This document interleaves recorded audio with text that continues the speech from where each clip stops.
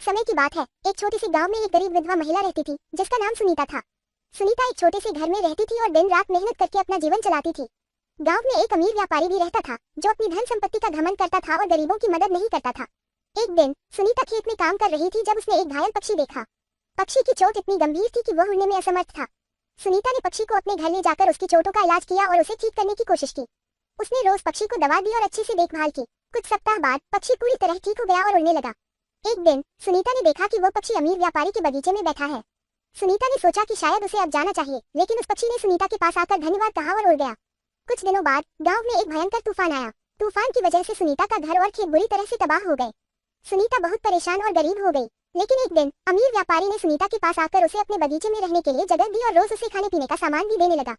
सुनीता ने व्यापारी से पूछा, आपने मेरी मदद क्यों की? आपने कभी गरीबों की मदद नहीं की। व्यापारी मुस्कुराते हुए कहा, वो पक्षी जो तुमने बचाया था वह मेरा था। उसने मुझसे तुम्हारे बारे में बताया और मुझे तुम्हारी दया और कृतज्ञता का एहसास हुआ।